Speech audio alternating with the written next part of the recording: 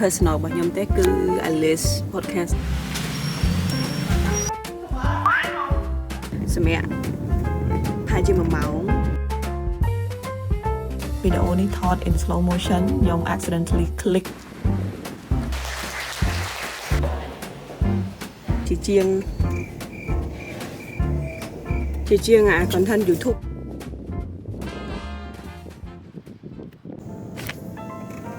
Good morning everyone happy to see you again ខ្ញុំកំពុងតែនៅតាមផ្លូវដើម្បីទៅថត another episode of podcast ប៉ុន្តែមិនមែន podcast personal របស់ខ្ញុំទេគឺ Alice podcast ដែលខ្ញុំថតឲ្យគាត់លើកមុនណាអញ្ចឹងដើម្បីឲ្យចំណេញគឺយើងទៅម្ដងនេះយើងថត3 episode យកមកលើកមុនគឺយើងធ្វើអញ្ចឹងដែរយើងថត3 episode យកមកហើយគាត់បាន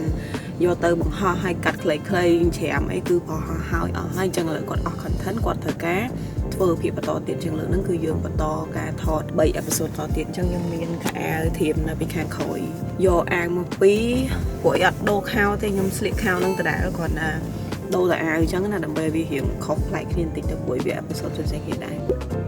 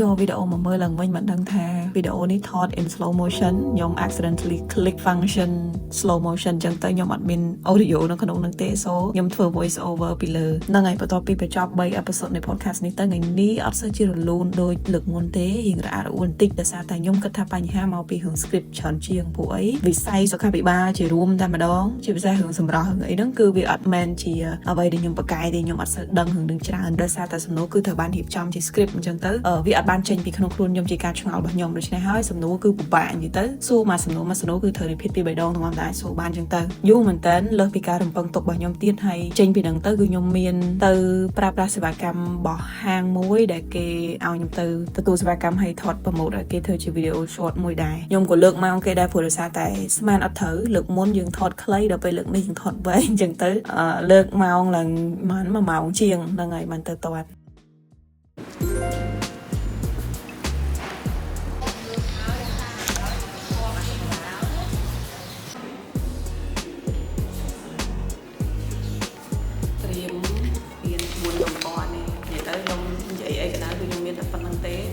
ហើយឥឡូវគឺគាត់កំពុងតែចាប់ផ្ដើមកម្មវិធីហើយ I'm a little bit nervous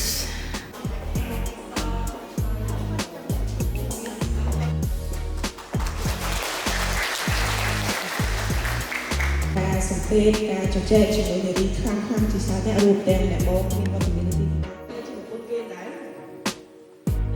បាទរាប់ចាប់តាំងពីដំណើរនៅក្នុងការធ្វើមេតិការបស់ខ្ញុំនេះគឺជាឆ្នាំទី1ដែលខ្ញុំធ្វើបានគេអញ្ជើញទៅ give a speech មាន keynote នៅក្នុងទិវាសិទ្ធិនារីអន្តរជាតិថ្ងៃទី8មីនាកន្លងទៅណាអញ្ចឹងខ្ញុំទើបតែបានកាត់វីដេអូនេះមកសម្រាប់ខ្ញុំវាលើសពីអ្វីដែលខ្ញុំធ្លាប់បានធ្វើព្រោះកន្លងមកតាក់ទងជាមួយនឹង podcast នារីជនលើដែលខ្ញុំធ្វើខ្ញុំជជែកខ្ញុំលើកទឹកចិត្តស្ត្រីខ្ញុំជំរុញឲ្យស្ត្រីគាត់ខិតខំប្រឹងប្រែងពង្រឹងសមត្ថភាពរបស់គាត់ហ្នឹងក៏ខ្ញុំអត់ធ្លាប់គិតថាវានឹងអាចមកដល់ចំណុចមួយដែលគេបានស្ដាប់ហើយគេចង់ឲ្យខ្ញុំទៅនិយាយផ្ទាល់លើកទឹកចិត្តបងស្ត្រីនៅកន្លែងធ្វើការអញ្ចឹងណាវាពង្រីកវិសាលភាពនៃ content ខ្ញុំទៅមកតង់ទៀតហើយដោយសារតែខ្ញុំបានស្គាល់មនុស្សកាន់តែច្រើនហើយបាននិយាយផ្ទាល់អញ្ចឹងយើងមាន connection ផ្ទាល់ជាមួយអ្នកដែលចូលរួមនៅក្នុងកម្មវិធីហ្នឹង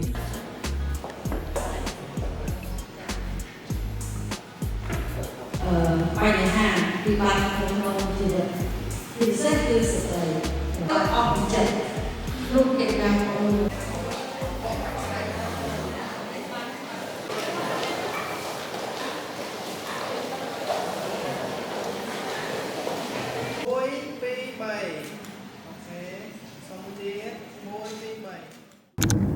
Good afternoon អ្នកទាំងអស់គ្នាកម្មវិធីបឹកមិញគឺបានចប់អស់ហើយខ្ញុំបានត្រឡប់មកផ្ទះនិងបានសម្រាប់ថាជា1ម៉ោងហើយឥឡូវហ្នឹងចេញទៅក្រៅរៀបចំខ្លួនដូរខោអាវចេញទៅក្រៅមកតង់ទៀតដើម្បីមានកម្មវិធីមកតង់ទៀតហើយកម្មវិធីមកតង់ទៀតហ្នឹងវាអត់មានអីផ្លូវការទេគ្រាន់តែញ៉ាំកាហ្វេជុំគ្នានិយាយរឿងការងារមិនតិចព្រោះដោយសារតែបង Clara គាត់ propose តាក់ទងមួយ event មួយដែលនឹង happen ដូចជានៅខែ4ហ្នឹងហើយគាត់ធ្វើការជជែកការងារអញ្ចឹងតែខ្ញុំអត់ទាន់ដឹងដែរថាជជែកពីគេខ្លះគាត់តែដឹងថាវាតាក់ទងមួយនឹង event ហើយនឹងmaybe មើលថាយើងអាចជួយអីធ្វើអីជាមួយគ្នាបានទៀតដើម្បីអាចបន្តការងារទៅមុខទៀតអញ្ចឹងណា and this is my coffee បងមិញហ្នឹងនិយាយទៅពេលដែលខ្ញុំចែកម្លែកខ្ញុំក៏មកបានញ៉ាំអីដោយសារខ្ញុំខ្លាចវាប៉ះពាល់ដល់សលេងខ្ញុំអញ្ចឹងព្រោះមិញហ្នឹងគឺកាហ្វេក៏អត់បានញ៉ាំអាហារពេលព្រឹកក៏អត់បានញ៉ាំដែរញ៉ាំតែទឹកសុទ្ធហ្មងអញ្ចឹងឥឡូវហ្នឹងគឺមានកាហ្វេ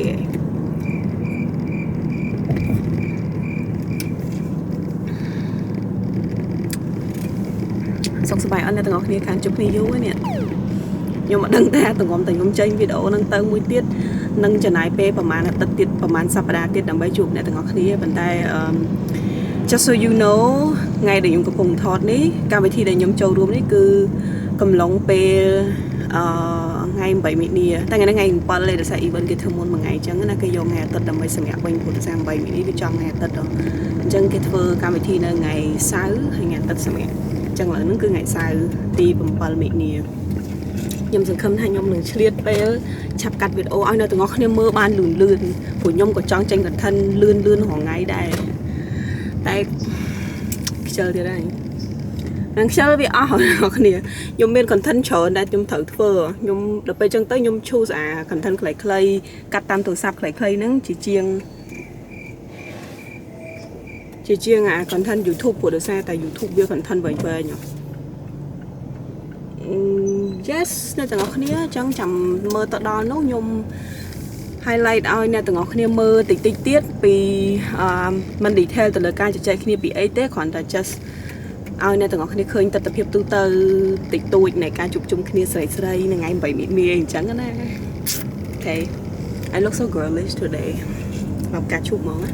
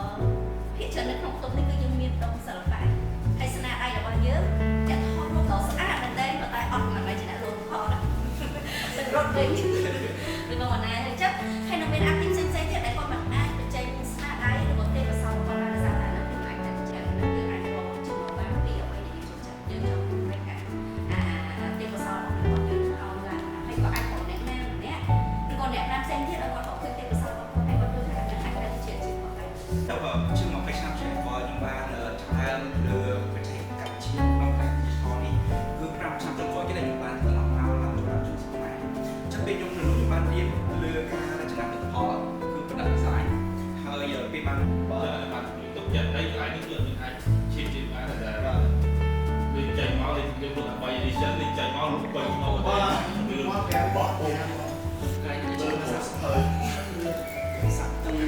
តប្រាកដទាំង digital